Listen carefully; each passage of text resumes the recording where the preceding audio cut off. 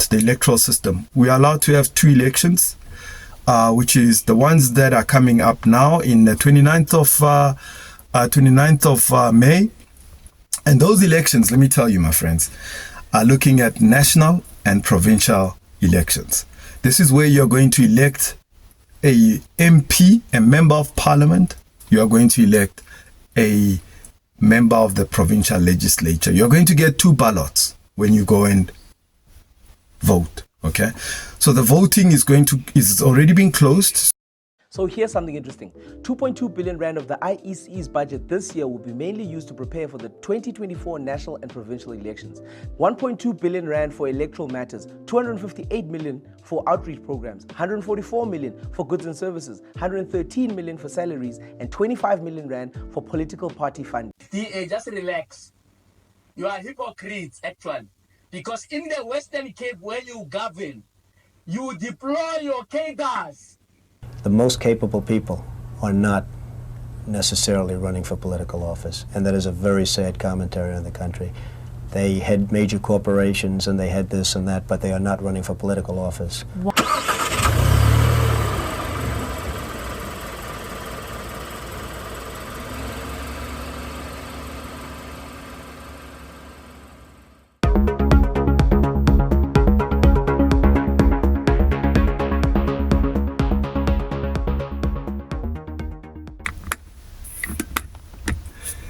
Hey, what's going on, good people? How are you doing? Welcome to it, man. Welcome to the Free Ride podcast. Oh my God. Hey, bafowethu ngiyaxolisa man. Hey, ngiyayikopela bafowethu man. Hey man, sorry man, bafowethu, sorry. I know I've been away. I've been just doing a whole bunch of stuff. It's been busy. It's been crazy. A lot of things have happened. And of course, it's been a bit difficult to literally continue with the show the way that I had envisioned it from the beginning, because ke grote ke na le di responsibility tse baya, ke na le di ngosi tse baya. So like I'm just busy, man. I'm busy, but it's no excuse. I'm going to be better. It's 2024. I'm gonna do better. I'm gonna at least try and put away an hour just to plan a show and just have my thoughts. Okay, it's going to be a little bit different from what I used to do, where I drive around in the car, go pick up people, go talk to people, interviews with people. So it's going to be random, because now it's just a lot to do. So I'm going to speak my mind about a whole bunch of things that are of my interest. And of course, at times I'll talk about entertainment because I have an interest in it.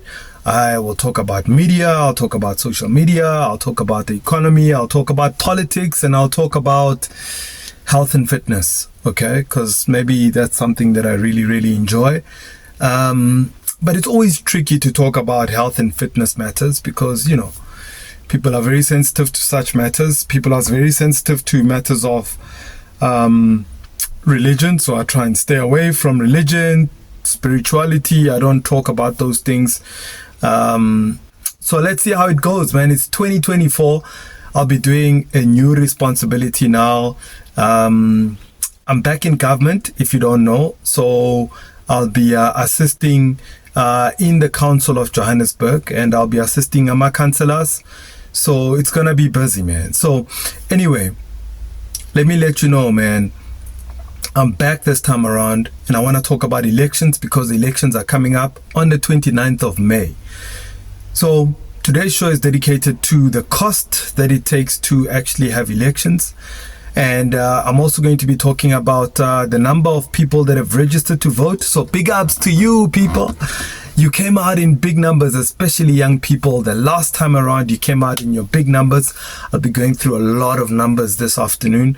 As soon as I'm done, looking at what it costs you to finance and the cost of elections and the cost of internal party elections. I'll be talking about all of that on the show today. So hang tight. I've got my boy who's going to break break down what it costs for elections. And of course, he released this video last year, and I think it's still quite relevant because political party funding is a problem for a lot of political parties. The smaller the parties, the lesser the amount of money gets invested into them through either by the IEC funding, parliamentary constituency officing funding, or through things like, for instance, donors. We know that in the past, recently, things have been coming out where the Oppenheimers, one of the Oppenheimer daughters has invested 15 million into Rise Mzansi. And of course, other parties have received funding. They've also funded the DA, they've funded the EFF. Well, not the EFF hasn't declared. So the EFF hasn't declared any money, but they do say that a lot of their funding is from within. Councillors and MPs and MPLs, their contribution helps fund them. So anyway, I'm talking about the money that it costs for the elections. And should we look at things a bit differently this time around? Should we gazette for instance, to review our constitution to say, but for it actually having 2 consecutive elections so close by, it is just not making sense at all. It's too expensive. Parties spend too much. Donors spend a lot of money, and it's just no consistency in service delivery. It affects service delivery. It affects the kind of councillors that we get, the kind of MPs that we get, because most parties replace a lot of the MPs, councillors every 5 years. And if you replace 60% of your councillors, you bring in 60% new councillors, it's going to take them 2 to 3 years for them to understand exactly what their roles and responsibilities are. If you bring in a new MP, MPL, it takes them time for them to really grasp the work that they need to do. So the consistency of having so many elections and replacing members of parliament, members of the provincial legislature, and councillors, it just takes too much to develop a single person to understand how government functions properly. So, anyway, I want you to listen to this guy. Mpinjamle, yashisa ngamanamba, yashisa information. Take a listen to what he has to say, man. It's crazy what we spend on elections. It's crazy. Boom. So here's something interesting. 2.2 billion rand of the IEC's budget this year will be mainly used to prepare for the 2024 national and provincial elections. 1.2 billion rand for electoral matters, 258 million for outreach programs, 144 million for goods and services, 113 million for salaries, and 25 million rand for political party funding. The IEC will also be hiring 390 assistant project coordinators on 13-month contracts. 50,000 staff will be recruited for both registration weekends. Ironically, the IEC is getting less money this year, about 770 million rand less over 3 years, but political parties are getting more money allocated to them. It's tricky, but I'll explain. For the 3 years of 2019 to 2022, the Represented Political Parties Fund received 167 million rand a year to fund political parties directly from the IEC. In 2022-23, the fund's budget was increased to 342 million rand, and then it was increased again by another 300 million to total 642 million rand. Now you're asking, why did this happen? Well, the simple answer is that the preparations for the elections are underway, but there's another answer. Political parties are broke. In 2021, the Political Party Funding Act became law. Parties now had to disclose all donations above 100K. Big party donors didn't want to give their money away anymore to political parties because their names would now be public. Actually, no matter what you believe, the fact is that political parties need money, and how much and where that money comes from is important for all of us to know. Okay, so you heard for yourself how much it costs for elections, and that's not even a cost based on what political parties themselves spend. So those were just funding allocations to political parties. Yes, it's been reduced, but now the parties themselves have been affected by their funders. So some of these funders were beneficiaries of corruption. So they are moving their monies around. So some of them have moved with Jacob Zuma. They have now funded him. Some of them are the same political party funders who have been funding parties since the apartheid times. They funded the ANC at the time, funded the Nats, they funded all the other smaller parties that really really didn't make anything out of it. But since the dawn of our democracy, our presidency at the time, Nelson Mandela, led us to a democratic state. And of course, it allowed for anyone to start their party, to be affiliated to a party of their choice, and so on and so on and so on. That is why when you go to the elections this time around, you're going to see a party list, a party ballot full of parties. I'm not sure of the numbers now, but it's going to be crazy. It's probably going to be 2 or 3 pages per ballot of just names of all these political parties that have just been funded. And of course, you register your company, you need maybe $500,000 to make sure that your IEC registered party is registered. Then there's other costs. So each party could spend anything between $1 million and $2 million, $3 million, $4 million to campaign for an election. Now you count all the parties. Let's say each party or all the parties combined spend about $1 billion rand. Okay. Is it far-fetched? Is $1 billion rand far-fetched for all the number of political parties that are listed on your ballot? For salaries, you heard my boy break it down. So for salaries, for campaigns, for t-shirts, for cabs, for hotel stays, for traveling, for all of that, that is possible for parties to blow that much. If you recall, there was an accusation that Ramaphosa spent close to $1 billion just on his campaign in 2017 to become the president of the ANC. Okay, that's just Ramaphosa. How much did Zuma spend? Nobody counted how much Zuma spent. He could have spent over $1 billion using state funds and state security funds. If you know anything, you would know that there was a time Jacob Zuma used state capture to benefit himself. So what did he do? He took state security agency with an unfunded budget and an unfunded mandate, by the way. So it means nobody knew how much the state agency budget was and what it is that it does. And Jacob Zuma ran a parallel state security agency, and the other side of the parallel one, his own one, was also funds were channeled there. That's why the July riots could happen and all these things could happen, and now his party miraculously has funding.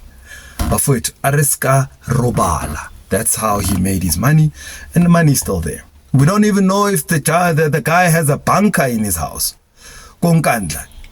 And banking high, we don't know if he's got vaults with billions of money stashed there by state security, because you can see the man is still good and he's well. He can easily go to Russia and get treatment. Anyway, I digress. But the point I'm making is that there's money that gets spent by political parties and individuals in political parties. Combine that with their money that government spends on electoral processes and elections and preparations for elections. So, literally, the two elections that are so close to each other are the biggest stumbling blocks for our progression as a country. Our comrades are spending too much time doing elections. That's just the state elections alone in terms of money spent, right? Then there is money spent by individuals campaigning, like I've mentioned, Ramaphosa, Zuma, and others, Kodi provincing, Kodi regioning, spending money, paying people for buses, transport, Baba Kadi brown envelope. So it's not crazy to think that close to $1 billion could be spent on elections internally for internal political parties, for people to emerge as presidents of parties, emerge as chairpersons, secretaries of and. Okay. Because these parties themselves also have constitutions, and their constitutions talk about the number of elections that they themselves need to have. And it says, Uguti, especially when it's the ANC, it says that you need to make sure that every 5 years you have a national conference.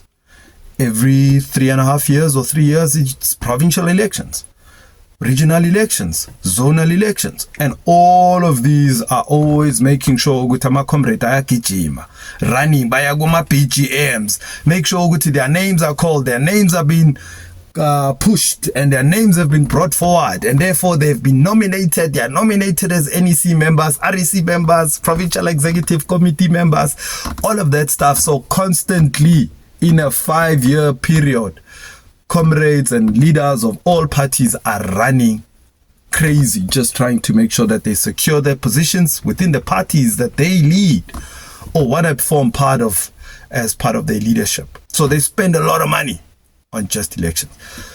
So they are too consumed in elections,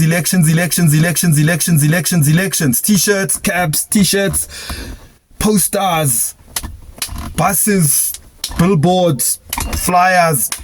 That's where the bulk of the money is. They don't say no. Let's go put some borehole water.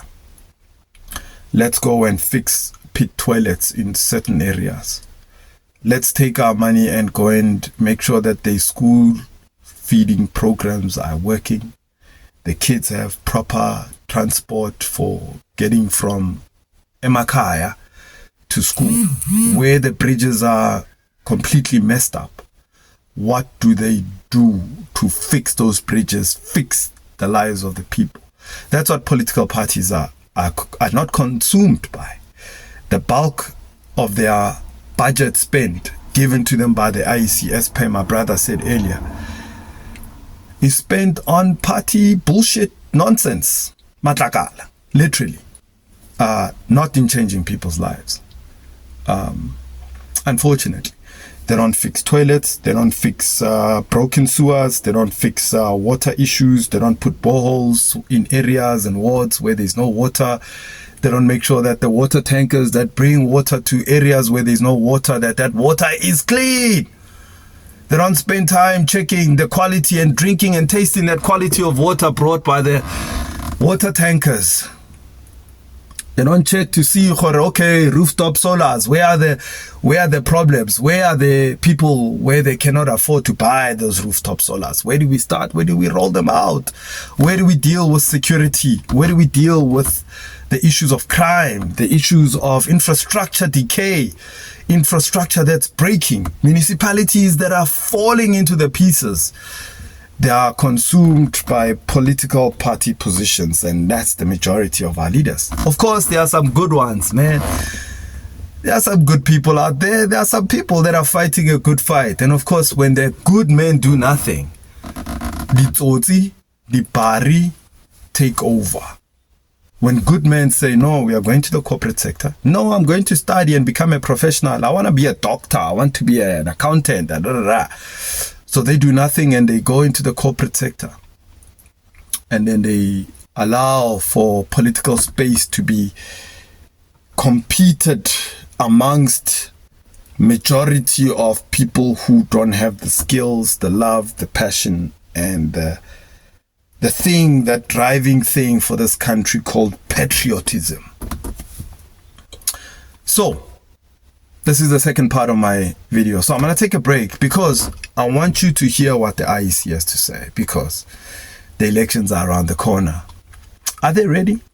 Let's hear it. We welcome the announcements because it creates certainty for us. It creates certainty for those who want to participate as contestant, be they on party list or as independents. But also the president announced the date following consultation with the commission, because that is a statutory requirement. And at that point, the president ought to have satisfied himself that we are indeed ready to deliver the election, and hence the announcement that 29 May will be the date on which men and women will go out to the voting station to exercise their choice. With each election, the number of competing parties increase.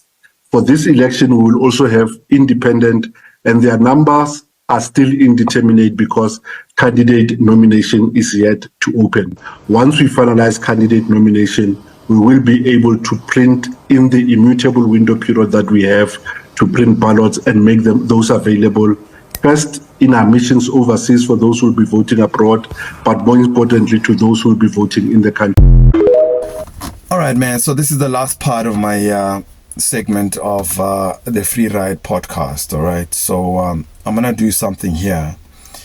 And I want to tell you what the IEC further has to say. All right. So, first of all, the IEC says that there are 700,000 new voters added to the voters' roll ahead of the elections. So the Electoral Commission is pleased to report that over 700,000 new voters registered during the final registration weekend, bringing the total number of registered voters to 26,727,921. Let me say it again, because numbers, I can count them. 26,726,921. That's a lot of people. So we've got 26 million people registered to vote. Well done, South Africans, out of 60 million. That's nearly half of you. Where are the rest of you? Dololo. They didn't go and register. They didn't give a damn. Cry their beloved country. People over the ages of 18 who are eligible to vote decided, no, angeke. I don't think it's important for me to be registered. Now, this is a grown-ass person. You would think this person went to school and got educated, but does not see the need and understand why it is important for them to be registered and to vote. And this is somebody who's got a qualification of some sort, finished matric, went to school, read books, did math, science. You would think that common sense would be, what is the word? Common sense would be common. But it's not. They decided to go, no, they're not going to register. So, most encouragingly, of the 703,794 new registrations, over 81%, or what is this number? 574,899,000 out of 703,000, okay, are under 30 years old. So big ups to young people. You guys have done a great job. This means that the youth have heeded the call to register. Combined with new registrations during March 2018 registration weekend, the voters' roll has seen 1.1 million 1,194,314,000 new voters added ahead of the upcoming election.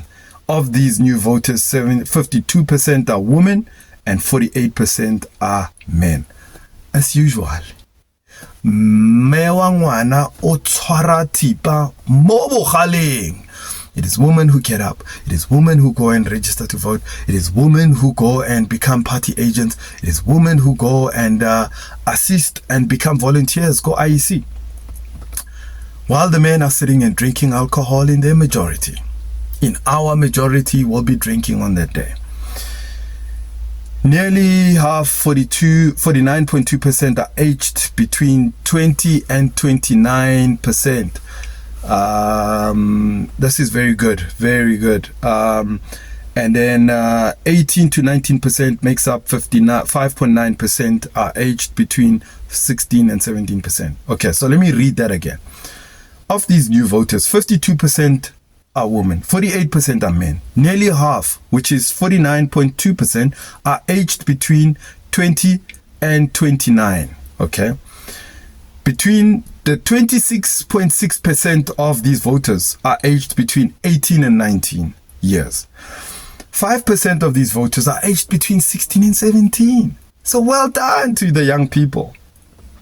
Over the past weekend, KZN registered the highest number of new registration at 179,097, right? Followed by Gauteng with 176,953. Then the Eastern Cape came at 130,959, okay?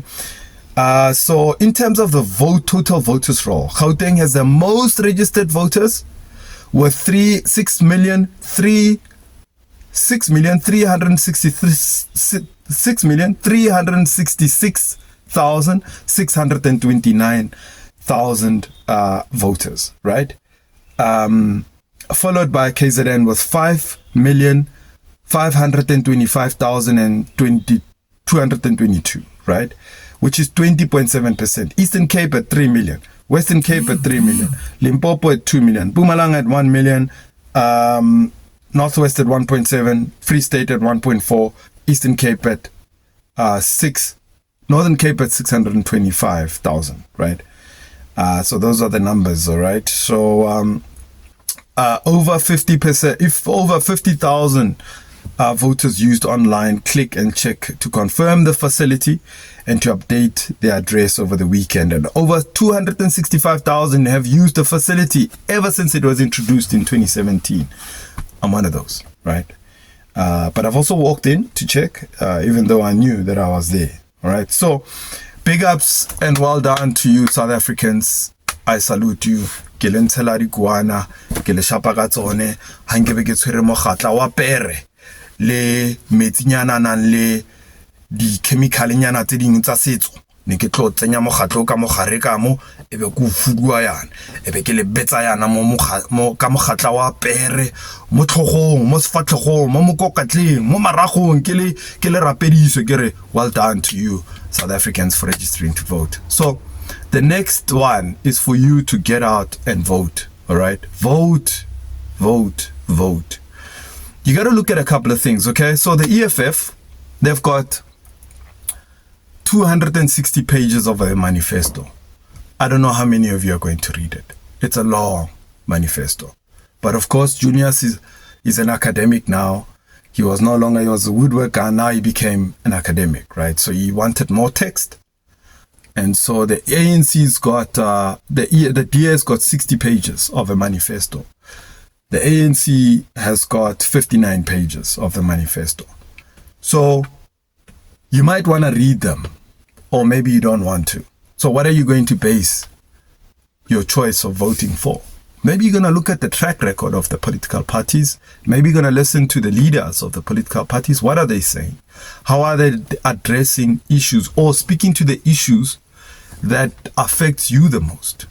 Maybe you should start there and say, now as an individual, I'm concerned about crime. I'm concerned about unemployment. I'm concerned about the economy constantly going down. I'm concerned about GBV. I'm concerned about the weather. I mean, most people don't even think about it. Do we really care about the global warming issue? Do we wonder why we have so much floods? Joburg was flooded a couple of weeks ago. Some areas were flooded. KZN was flooded. The heat strokes that we've been facing. Like, do we think that there's anything political parties should speak to the fact that we need to reduce our emissions and our contribution to destroying the planet? Does that really matter? Does it matter that so many of our river systems are polluted and therefore it has an impact in our water? Do we care about the fact that the Val Dam has got this overgrowing alien species of plants that are growing? The Hartebeus is the same. Overgrowing and covering these dams of ours, and these are alien plants. And these alien plants that are just moving into people's garden. People don't understand the issues of how these alien plants can be a problem to our water, to our environment, and how it impacts us, impact our food.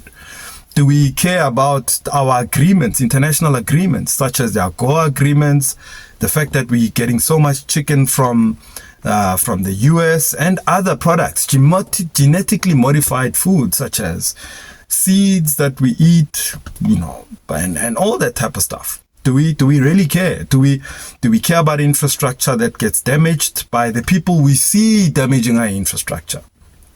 You walk around Kokasiao, your lights are damaged because some nigger climbed a pole, pulled down that bloody light in front of other people, and nobody did anything about it. Do we care that cables are being pulled from Kodi Robotong, that the robots have been cut? Do we report such things? Does it matter to us? Are we patriotic enough to stand for our country? So those are my questions, my peeps. I think that's where I'm going to let it go. All right, my people. This has been a Free Ride podcast. Oh my God, I'm so happy to be back chatting and just speaking my mind and don't give a fuck about what people think. Maybe I do give a damn about what people think because, Now I'm employed. So I gotta be careful what I say and who I speak about. But, you know, somehow I enjoy the beautiful freedoms that this country has given me. Okay? So, take care, my people. But I'm just gonna do shows in the car like this because I can't be driving, picking up people, letting them tell their stories. It's just administratively intense, okay?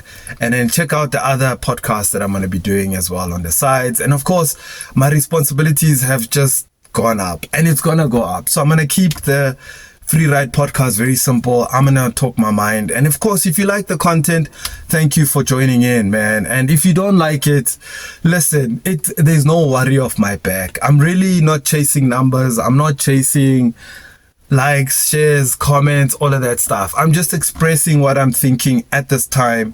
And of course, I'm also leaving a legacy for my children. You know, my kids one day will say, and like, let's see what our father was up to.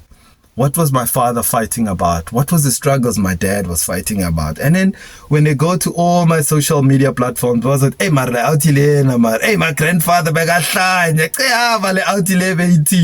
yo, this guy was telling the leadership, hey, he was concerned about crime in 2024. Hey, the grandfather, to Begale outlay between, Julius Ganje, outlay Ramaphosa. So, you know, that's it's a legacy for my kids, literally. I'm not fazed by the numbers or anything like that.